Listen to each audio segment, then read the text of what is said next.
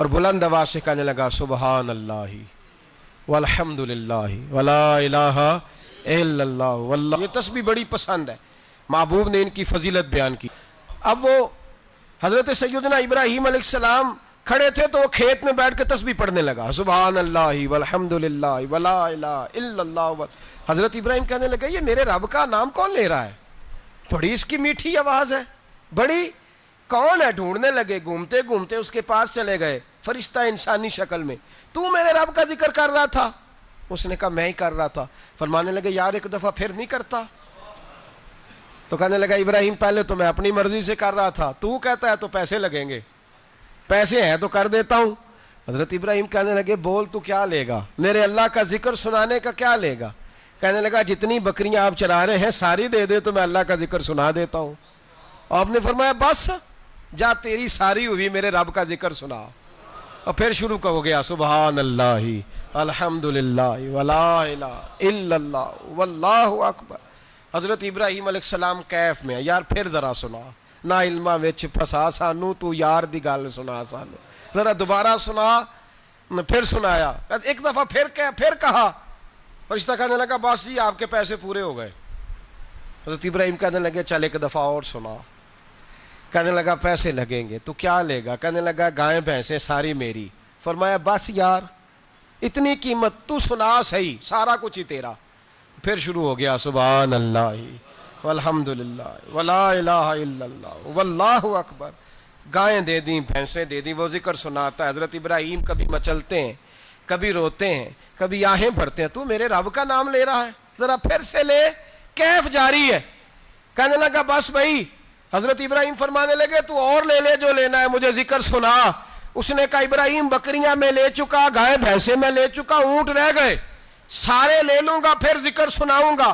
فرمایا جا تیرا ہوا تو ذکر سناتا رہ، میں دیتا ہوں. دے دیا. کچھ دیر ذکر کیا تو اب خاموش ہو گیا. حضرت ابراہیم خلیل اللہ علیہ السلام فرمانے لگے ذکر سنا. کہنے لگا ابراہیم اب تیرے پاس دینے کو کیا ہے؟ ہر چیز تو میں لے چکا. آپ فرمانے لگے یہ گائے بھینسیں بکریاں چرانے کے لیے تجھے کوئی نوکر ملازم بھی تو چاہیے نا.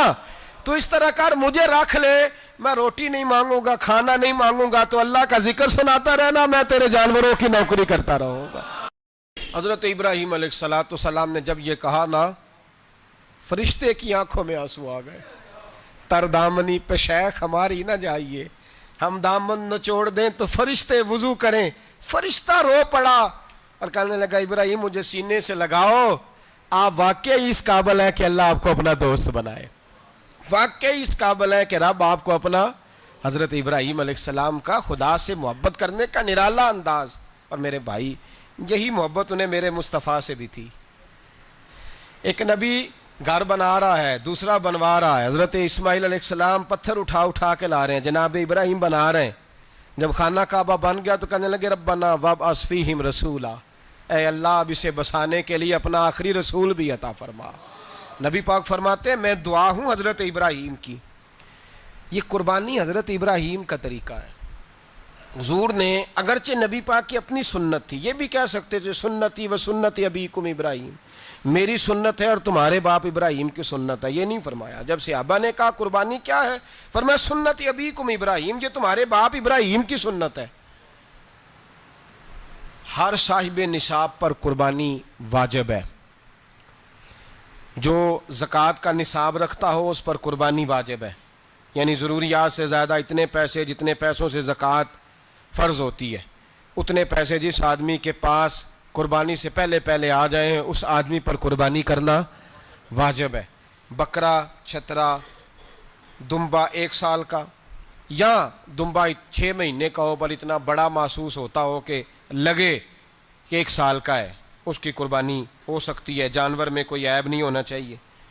اتنا کمزور نہ ہو کہ ذبح جہاں اسے کرنا ہے وہاں وہ چل کے جا نہ سکے، اتنا کمزور جانور نہ ہو.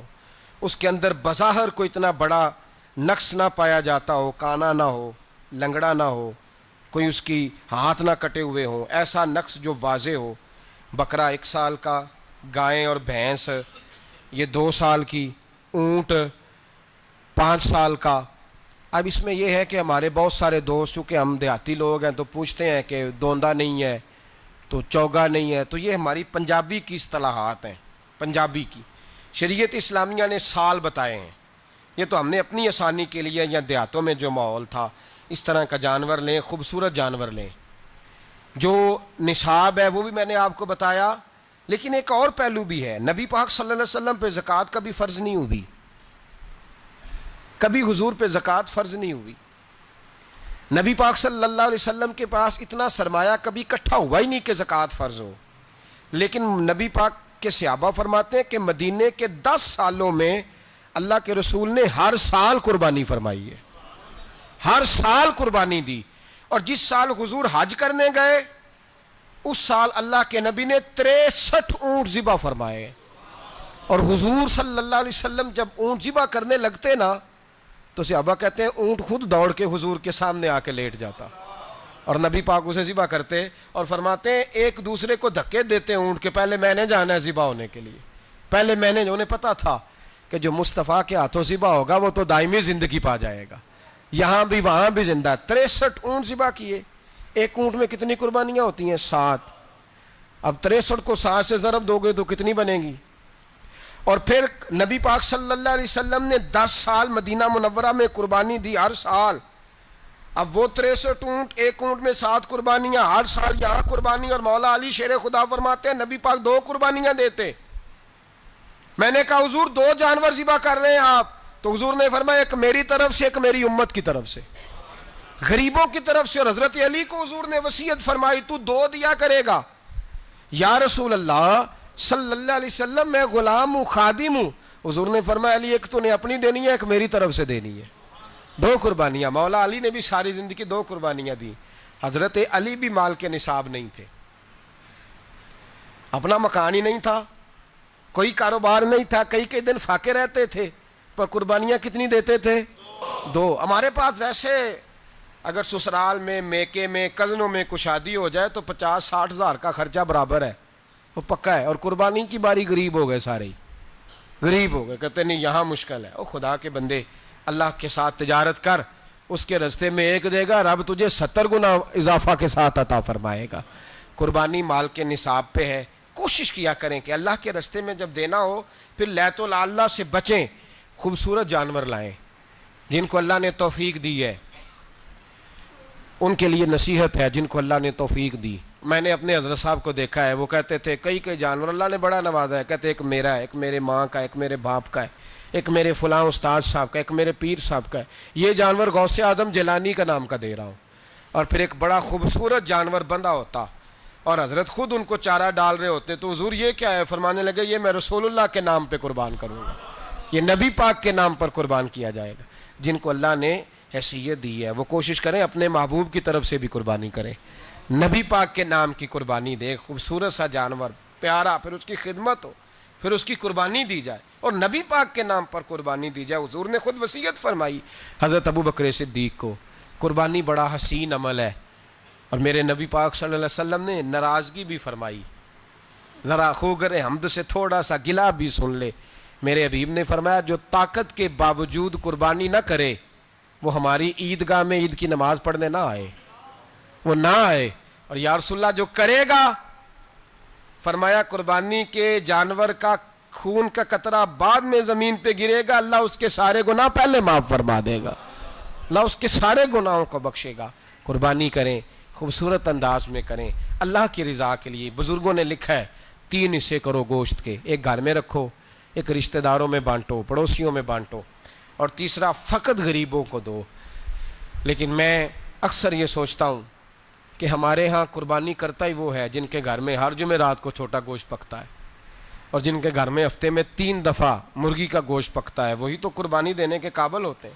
تو وہ بھی اگر قربانی کے بکرے میں سے بھی تیسرا رکھنا چاہیں تو اجازت تو ہے. میں نے کہا سارا رکھنے کی بھی اجازت ہے, لیکن اگر آپ مہربانی کریں, کوشش کریں کہ یار ہم تو سارا سال ہی کھاتے ہیں, اور ہمارے یہاں جو گوشت تقسیم ہوتا ہے نا وہ بھی باری لگی ہوئی ہے. ادھر سے پلیٹ آئی تھی گوشت کی تو ادھر سے بھر کے چلی گئی. بھئی اس نے کی ہے, اس کو بار بار گوشت دینے کا کیا مطلب ہے؟ آپ یہ دیکھیں عزیزوں میں, رشتہ داروں میں, اور میں اگر تھوڑا سا آپ کی توجہ کرانے میں کامیاب ہو جاؤں تو سفید پوش لوگوں کو دیکھیں. کچھ سفید پوش ہیں, سفید پوش جن کے اوپر قرضے ہیں، بیماریوں نے جکڑ لیا ہے، گھر میں بڑے بڑے سخت مریض آ گئے ہیں، سفید پوش پہلے دیا کرتے تھے، آپ ان سے پوچھتے ہیں صاحب قربانی، تو بات کو ٹالتے ہیں، وہ کہتے ہیں سوچ رہا ہوں کوئی حصہ ڈال جائے، پردہ پوشی کرتے ہیں، کہتے ہیں کہیں حصہ رکھا ہوا ہے، پردہ پوش۔ اکثر وہ لوگ قربانی نہیں دے پاتے، اکثر دیا کرتے تھے اب نہیں دے پا رہے، کیوں؟ اس لیے کہ مشکلات ایسی آ گئیں۔ ان لوگوں کا خیال کریں، ان کے گھروں تک گوشت پہنچا کے آئیں، ان پر توجہ کریں۔ وہ سفید پوش آدمی کبھی ذکر نہیں کرے گا۔ کچھ تو ایسے ہیں جو خود پہنچ جاتے ہیں کہ ہمیں گوشت دیا جائے، لیکن کچھ سفید پوش ہیں، لا یسألون الناس الحافا، اللہ فرماتے ہیں کچھ لوگ لپٹ لپٹ کے سوال نہیں کرتے، سفید پوشی کا بھرم رکھتے ہیں، کا مزاج نہیں۔ ان کی طرف دیکھیں، اپنے رشتہ داروں کو دیکھیں، خاص کر ان رشتہ داروں کو دیکھیں جن کا آپ کو پتہ ہے کہ غریب ہیں، مجبور ہیں، ان کے گھروں میں گوشت بھیجیں۔ غریب بیٹیوں، غریب بہنوں کا خیال کریں، اس طرف متوجہ ہوں، ان کے ساتھ اس نے سلوک کریں، اس طرف آپ لوگ خیال کریں۔ اللہ ہمیں سمجھنے کی توفیق عطا فرمائے۔